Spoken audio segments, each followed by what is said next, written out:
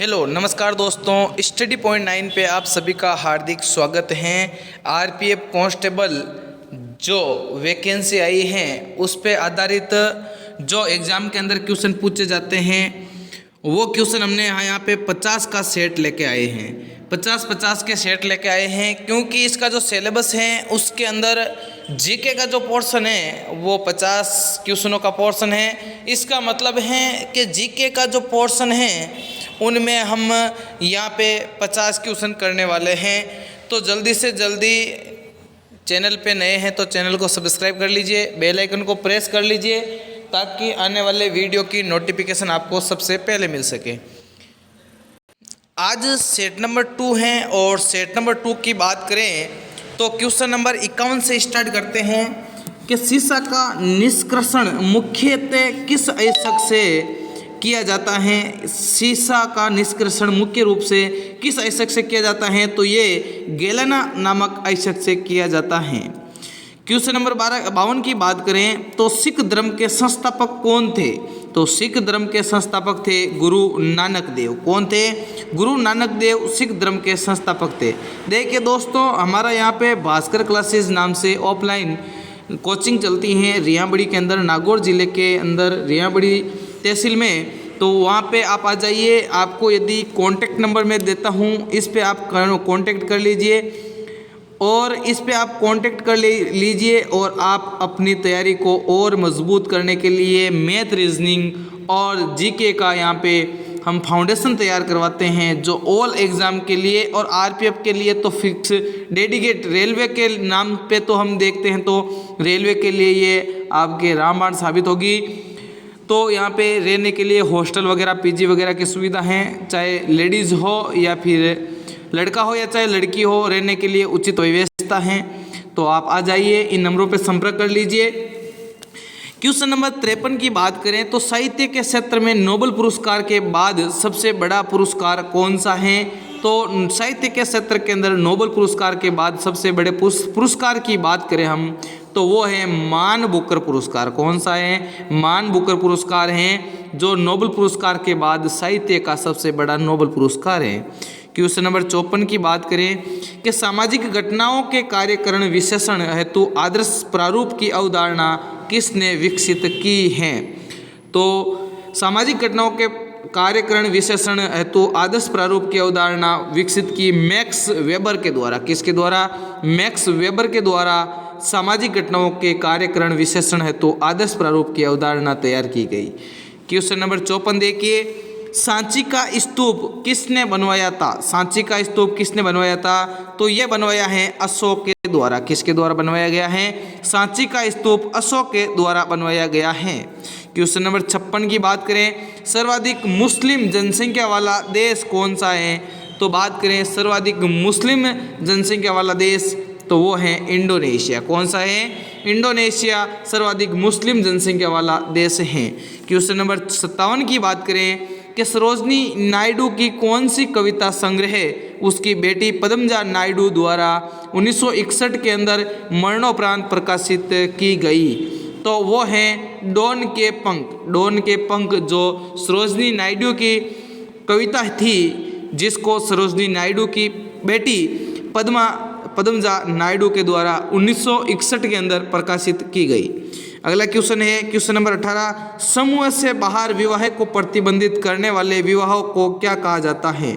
मतलब अपने ही जो जाति या अपने ही कास्ट से संबंध रखने वाले लेकिन उस संबंध को प्रतिबंधित करने वाले विवाह को कहा जाता है बहिर्विवाह। क्या कहा जाता है? बहिर्विवाह कहा जाता है। विवाह कितने प्रकार के होते हैं? विवाह 8 प्रकार के होते हैं। कितने प्रकार के होते हैं? 8 प्रकार के होते हैं जिसमें से बहिर्विवाह एक विवाह है। कौन कौन से 8 विवाह होते हैं उसकी जानकारी के लिए आपको ज्वाइन करना पड़ेगा हमारा ऑफलाइन बेंच। अगला क्वेश्चन देखिए, समस्त हरियाणा पर अंग्रेजों का अधिकार कब हुआ था। तो वो हुआ था 1809-1810 में। कब हुआ था? समस्त हरियाणा पे अंग्रेजों का अधिकार 1809-10 के अंदर हो गया था। सबसे बड़ा चर्च कहाँ पे स्थित है। तो भारत के अंदर सबसे बड़ा चर्च स्थित है गोवा के अंदर। भारत का सबसे छोटा राज्य कौन सा है? जल्द से कमेंट करके बताइए।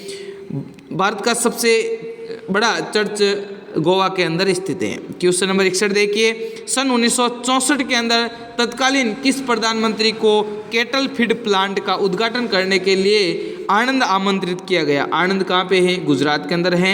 1964 के अंदर प्रधानमंत्री के द्वारा केटल फीड प्लांट का उद्घाटन करने के लिए श्री लाल बहादुर शास्त्री को इन्वाइट किया गया। किसको किया गया? श्री लाल बहादुर शास्त्री को इन्वाइट किया गया। अगला क्वेश्चन है क्वेश्चन नंबर 62, आज़ाद हिंद सरकार की स्थापना किसने की थी? आज़ाद हिंद सरकार की स्थापना की थी सुभाष चंद्र बोस के द्वारा। कहाँ पे की गई? कहाँ पे की गई दोस्तों, जल्दी से बताइए कहाँ पे की गई आज़ाद हिंद सरकार की स्थापना? तो ये की गई म्यांमार के अंदर। कहाँ पे की गई? म्यांमार के अंदर की गई आज़ाद हिंद सरकार की स्थापना। अगला देखिए, अखिल भारतीय ट्रेड यूनियन कांग्रेस की स्थापना किस वर्ष हुई?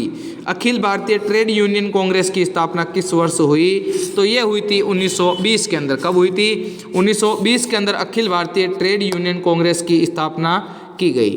अगला क्वेश्चन है क्वेश्चन नंबर 64, भारत के प्रत्येक नागरिक को ये कर्तव्य होगा कि वे प्राकृतिक पर्यावरण का संरक्षण एवं सुधार करें, और ये कथन भारतीय संविधान के किस अनुच्छेद के अंदर संदर्भित हैं?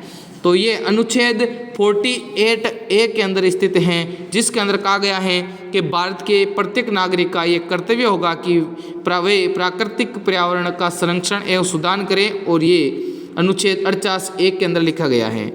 अगला है सत्याग्रह प्रहलाद काव्य कृति किस कवि की कृति है?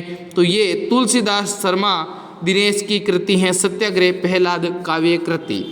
अगला क्वेश्चन है 67 नंबर क्वेश्चन कि किस पाकिस्तानी प्रक्षेपास्त्र को अग्नि सेकंड के छोड़ने के 3 दिन बाद ही जला दिया गया था?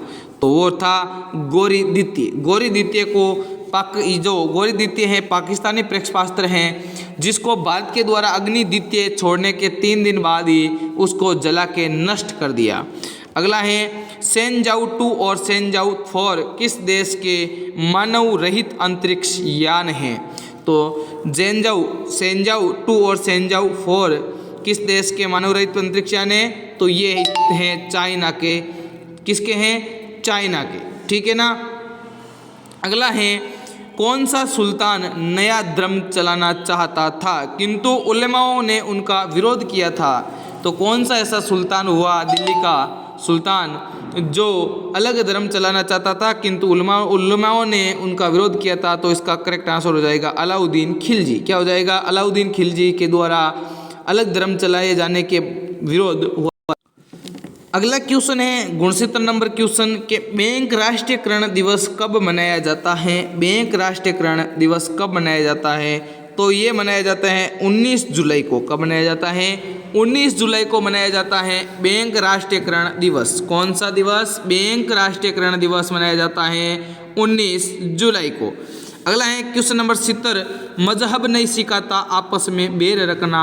मजहब नहीं सिखाता आपस में बैर रखना, ये पंक्ति किसकी रचना है? तो ये रचना है मोहम्मद इकबाल की। किसकी है? मोहम्मद इकबाल की रचना है मजहब नहीं सिखाता आपस में बैर रखना। अगला क्वेश्चन है हुमायूं ने किस युद्ध में दिल्ली के अफगान शासक सिकंदर सूर को पराजित किया है? तो ये सरहिंद का युद्ध। कौन सा युद्ध? सरहिंद का युद्ध हुआ था, जिसके अंदर हुमायूं ने दिल्ली के अफगान शासक सिकंदरपुर को हराया था। अगला है क्वेश्चन नंबर 72, हिंदू मान्यताओं के अनुसार 4 वेद हैं, उनमें से सबसे पुराना वेद कौन सा है? हिंदू मान्यताओं के अनुसार कितने वेद हैं? 4 वेद हैं। 4 वेद में से सबसे पुराना वेद कौन सा है? तो वो है ऋग्वेद। कौन सा वेद है? ऋग्वेद है जो सबसे पुराना वेद है। हिंदू की शुरुआत किस रूप में हुई? हिंदू की शुरुआत किस रूप में हुई? तो ये साप्ताहिक के रूप में हुई थी। कोई क्वेश्चन इंपॉर्टेंट नहीं है। अगला क्वेश्चन देखो, हिंदू कथाओं के अनुसार दशानन के नाम से कौन जाना जाता है? हिंदू मान्यताओं के अनुसार या कथाओं के अनुसार दशानन के नाम से जाना जाता है रावण। कौन सा जाना जाता है? रावण जाना जाता है दशानन के नाम से। अगला है 75 नंबर क्वेश्चन, हवा में नमी बढ़ जाने पर ध्वनि की चाल क्या हो जाती है? हवा के अंदर यदि नमी बढ़ गई तो क्या हो जाता है? उसकी जो चाल हैं वो गट जाती हैं। क्या हो जाती हैं? गट जाती हैं। अगला क्वेश्चन देखिए 76 नंबर क्वेश्चन, हमारे पास किसी वस्तु की इकाइयों की संख्या जैसे जैसे बढ़ती जाती है वैसे वैसे उसकी सीमांत उपयोगिता कैसी होती है। ये इकोनॉमिक्स की से क्वेश्चन आया हुआ है और हमारे पास किसी वस्तु की इकाई संख्या जैसे जैसे बढ़ती है उसकी मांग या कह सकते हैं उपयोगिता घट जाती है। अगला क्वेश्चन है हड़प्पा जो संस्कृति हैं उसे संबंधित जो स्थल हैं रंगपुर किस राज्य के अंदर स्थित हैं? तो वो हैं गुजरात के अंदर। कहाँ पे स्थित हैं? गुजरात के अंदर स्थित हैं हड़प्पा संस्कृति से संबंधित स्थल रंगपुर। क्वेश्चन नंबर 78 देखिए स्वतंत्रता की प्रतिमा किस शहर में स्थित है? स्वतंत्रता की प्रतिमा किस शहर के अंदर स्थित है? तो ये न्यूयॉर्क के अंदर स्थित है। कहाँ पे स्थित है? न्यूयॉर्क के अंदर स्थित है स्वतंत्रता की प्रतिमा। 79 नंबर देखिए स्थानेश्वर महादेव मंदिर का निर्माण किसने करवाया था?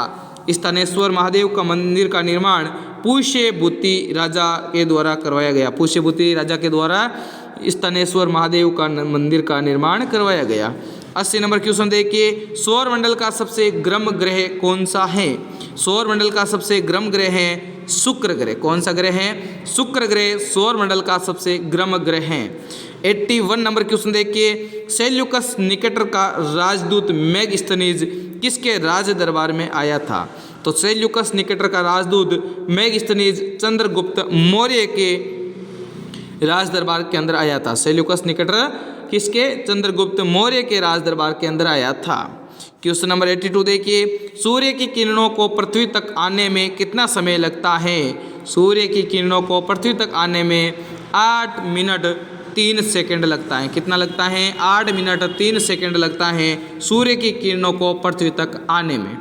अगला है सुरक्षा परिषद के कितने स्थायी सदस्य देश हैं? तो सुरक्षा परिषद के स्थायी देश हैं 5 स्थायी सदस्य हैं। 10 अस्थायी सदस्य होते हैं जो हर प्रत्येक वर्ष 2 वर्ष के बाद निर्वाचित किए जाते हैं।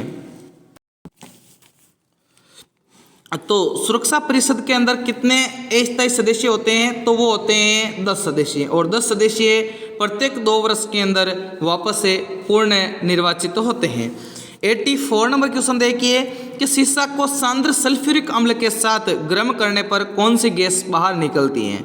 कि शीशा को सांद्र सल्फ्यूरिक अम्ल के साथ गर्म करने पर कौन सी गैस बाहर निकलती हैं? तो वो निकलती हैं SO2। कौन सी? सल्फ्यूरिक डाइऑक्साइड गैस निकलती है यदि जब हम शीशे को सांद्र सल्फ्यूरिक अम्ल के साथ क्रिया करवाते हैं या फिर गर्म करते हैं। तो 85 नंबर क्वेश्चन है कि सितंबर 2014 में किसे विश्व बैंक के कार्यकारी निदेशक के रूप में नियुक्त किया गया है? तो वो सुभाष चंद्र गर्ग को सितंबर 2014 के अंदर विश्व बैंक वर्ल्ड बैंक जिसकी स्थापना कब हुई थी? जिसकी स्थापना 1945 के अंदर की गई थी। ये 2 बैंक है। कौन कौन सी बैंक है? एक है वर्ल्ड बैंक और एक है IMF इंटरनेशनल मॉनेटरी फंड। इन दोनों की स्थापना 1945 के अंदर की गई थी और इन दोनों की स्थापना 1945 के अंदर की गई और इन दोनों को जुड़वा बहने के नाम से भी जाना जाता है। ठीक है ना? तो इनके कार्यकारी निदेशक के रूप में नियुक्त किया गया सुभाष चंद्र गर्ग को। ठीक है। 86 नंबर क्वेश्चन देखिए कि साहित्य के क्षेत्र में भारत का सर्वोच्च पुरस्कार कौन सा है? तो वो ज्ञानपीठ पुरस्कार है। कौन सा पुरस्कार है? ज्ञानपीठ पुरस्कार है जो साहित्य के क्षेत्र के अंदर भारत का सर्वोच्च पुरस्कार है। 87 नंबर क्वेश्चन है सामाजिक परिवर्तन के चक्रीय सिद्धांत के प्रवर्तक कौन थे? तो वो थे स्पेंगलर जो थे वो सामाजिक परिवर्तन के चक्रीय सिद्धांत दिया था। ठीक है ना? अगला है जो सांची स्तूप किस शहर के निकट स्थित हैं? तो सांची स्तूप हैं वो भोपाल के पास में स्थित हैं। भोपाल के अंदर जो मध्य प्रदेश के अंदर भोपाल शहर है वहाँ पे स्थित है सांची का स्तूप। ठीक है ना? अगला है सर्वाधिक यौगिक बनाने वाली अक्रिय गैस कौन सी है? सर्वाधिक यौगिक बनाने वाली अक्रिय गैस कौन सी है? तो वो है जेनॉन गैस। कौन सी गैस है? जेनॉन गैस है जो सर्वाधिक यौगिक बनाने वाली अक्रिय गैस हैं। अगला 90 नंबर क्वेश्चन है सर्दियों में गहरे रंग वाले कपड़े पहनते हैं क्योंकि ये उष्मा का अधिक मात्रा में क्या करते हैं? अवशोषण करते हैं। और गर्मियों के अंदर हम श्वेत वस्त्र पहनते हैं, सफ़ेद कपड़े पहनते हैं। क्यों? क्योंकि वो क्या करते हैं, प्रकाश को परावर्तन करते हैं। क्या करते हैं, प्रकाश को परावर्तन करते हैं, ऊष्मा को बाहर निकालते हैं। 91 नंबर क्वेश्चन है, समुद्र मंथन से जो अश्व निकला था उसका क्या नाम था, तो उसका नाम था उजस्रवा। क्या था, उजस्रवा था नाम था। 92 नंबर क्वेश्चन देखिए, सबसे बड़ा परमाणु परीक्षण किस देश ने 30 अक्टूबर 1961 को किया था, तो वो किया था रूस के द्वारा। किसके द्वारा, रूस के द्वारा किया गया सबसे बड़ा परमाणु परीक्षण। कब, 30 अक्टूबर 1961 को। 93 नंबर क्वेश्चन है, सबसे प्राचीन विश्वविद्यालय कौन सा है, तो सबसे प्राचीन विश्वविद्यालय है वो है नालंदा विश्वविद्यालय। कौन सा, नालंदा विश्वविद्यालय। 94 नंबर क्वेश्चन है, सप्ताह का अर्थ क्या होता है, तो वो होता है 7 दिन। अगला देखिए, आतंकवाद विरोधी दिवस राष्ट्रीय जो अंतर्राष्ट्रीय स्तर पर मनाया जाता है वो कब मनाया जाता है, तो वो मनाया जाता है 21 मई को, आतंकवाद विरोधी दिवस। अगला क्वेश्चन है, अच्छे लोग अच्छा बैंक किस बैंक की विज्ञापन पंक्ति है, तो वो है यूनियन बैंक ऑफ इंडिया की, कि अच्छे लोग अच्छा बैंक किस बैंक की विज्ञापन पंक्ति है, यूनियन बैंक ऑफ इंडिया की विज्ञापन पंक्ति है। 97 नंबर क्वेश्चन है, भारत में अनेकता में एकता और एकता में अनेकता, ये कथन किसका है, तो ये वी स्मिथ का है। किसका है, वी स्मिथ का है, कि भारत में अनेकता के अंदर एकता और एकता के अंदर अनेकता बसती है।